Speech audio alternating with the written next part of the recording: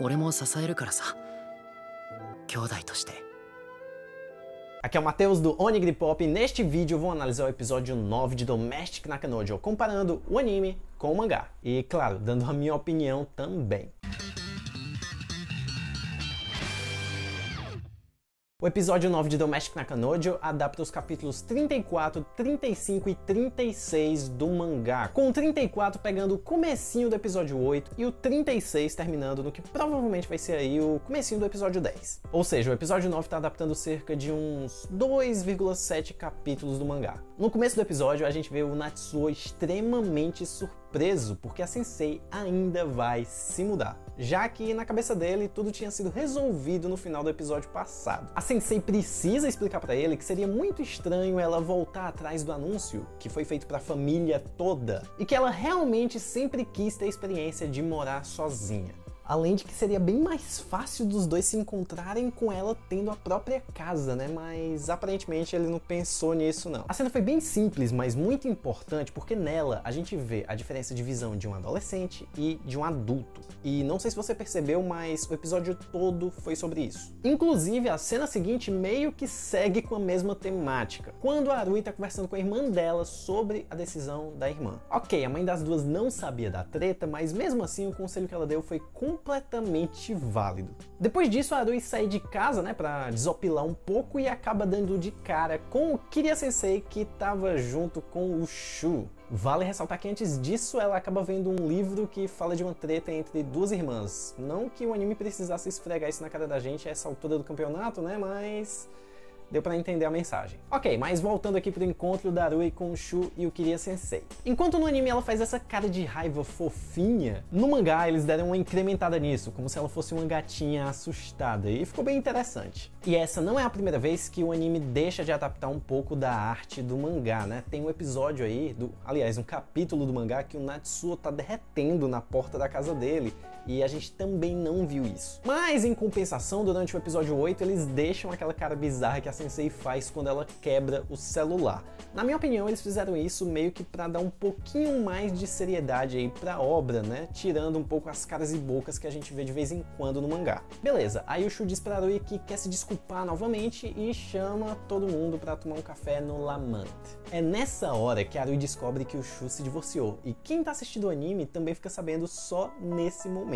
No mangá, isso daí tinha sido revelado em um arco que não foi adaptado pro anime, né? Então, o Natsuo e a Sensei já estavam sabendo disso, como eu mencionei no vídeo anterior de análise do episódio 8. Mas só pra ficar claro, tanto no anime quanto no mangá, a Arui só fica sabendo da separação do Shu nesse momento. E continuando aqui com o diálogo, a gente tem mais uma diferença entre o anime e o mangá. Depois que o Shu fala do divórcio e diz que não tentou entrar em contato com a irmã dela, a Arui pergunta por quê? E ela faz isso de formas diferentes. No anime, como vocês estão vendo aí na tela, ela abaixa a cabeça, é dado um close na boca dela e aí ela faz a pergunta. Enquanto no mangá, a gente tem um outro enquadramento que mostra todo mundo de longe na hora que ela vai fazer a pergunta. A escolha da direção aí de enquadrar a Arui num close foi basicamente para dar um peso maior para as palavras dela. Quando você não mostra os olhos da personagem logo depois dela ter dado uma olhada para baixo e foca na boca dela, passa a ideia de que enquanto ela fala, ela tá tentando esconder o sentimento, sabe? Então é mais ou menos essa vibe. A sensação que eu tive foi que a Arui estava desejando pelo menos um pouquinho que o Shu tivesse falado com a Sensei para que o Natsuo ficasse livre para ela, enquanto no mangá eu não senti a mesma coisa. E para finalizar a conversa, mais uma vez a gente vê a Arui falando que se sente culpada pela Hina estar querendo sair de casa e tudo mais, e enquanto o Shu fala para ela que não é esse o caso, que a Sensei não faria isso, blá blá blá. Então, mais uma vez, a gente vê um adulto mostrando outro ponto de vista para Arui. Depois disso, ela volta para casa e as duas irmãs acabam conversando, que é quando a Arui vai desabafar bastante aí com a Sensei, né? No mangá, a cena é basicamente a mesma coisa, com uma pequena diferença na hora que a Arui fala sobre o Natsuo, mas não é nada que mude muita coisa não. O importante dessa cena foi a Sensei dizendo para a irmã que as duas têm que ter liberdade para fazer o que quiserem da vida delas e que a Arui não precisava mudar. Que basicamente é o que vai render toda a treta que a gente vai ver aí no futuro do anime, ou pelo menos é o que eu acredito no momento. No dia seguinte, o Natsuo encontra a chave que a Sensei deixou para ele ela se muda, a família ajuda na mudança e ao final do dia o Natsuo vê a Arui no antigo quarto da Sensei, que agora tá vazio, né? Sério, eu achei que a gente ia ter uma merda gigantesca nesse episódio por um simples motivo, bem simples mesmo, porta aberta. Porque toda vida que uma porta aparece em Domestic Nakanojo, nossa, você já sabe a treta que dá, né?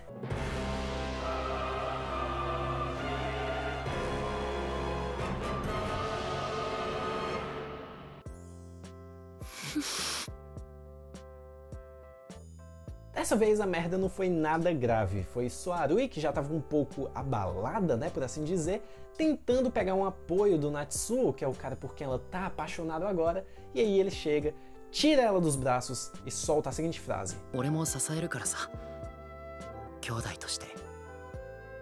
coitada da Arui. Depois de um tempo de pensar bastante, o Natsuo vai até a casa da Sensei, diz pra ela que tá pronto pra encarar todos os desafios, e aí eles dois começam a se agarrar. E mais uma vez a direção de Domestic Nakanojo resolveu usar o elemento do silêncio completo pra trazer a emoção de uma cena, né?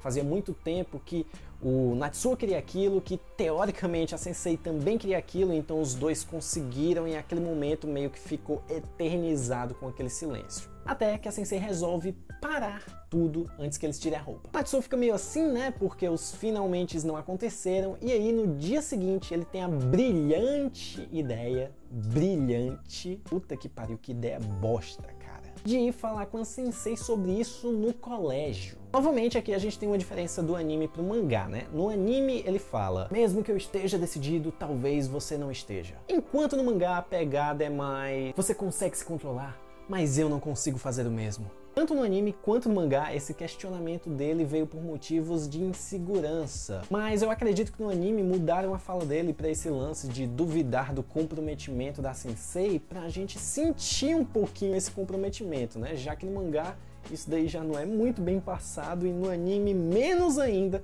quando eles deixam de adaptar aquele arco. E mais uma vez, se você ficou perdido nesse lance do arco, é o arco do acampamento que não foi adaptado para o anime, que eu mencionei no vídeo anterior. O episódio termina aí com um beijo deles dois no colégio, com os deuses do anime concedendo a sorte para o Natsuo não ter feito uma cagada homérica agora no final do episódio. Basicamente é isso. E como eu disse no começo do vídeo, o capítulo 36 não termina nisso daí. Acontece outra coisa logo depois do beijo, e é aí que termina o capítulo 36. Por isso que eu acho que essa outra coisa vai acontecer logo no comecinho do episódio 10. E no próximo vídeo eu devo conversar com vocês sobre por que eu acho que a direção está escolhendo momentos específicos do mangá para terminar os episódios, que não são os finais dos capítulos. Se você gostou da análise, deixa o seu like e me segue aí nas redes sociais. Os links estão aqui na descrição do vídeo. Não se esqueça também de se inscrever no canal para poder conferir a próxima análise assim que ela sair. A gente se vê num próximo vídeo do Onigiri Pop.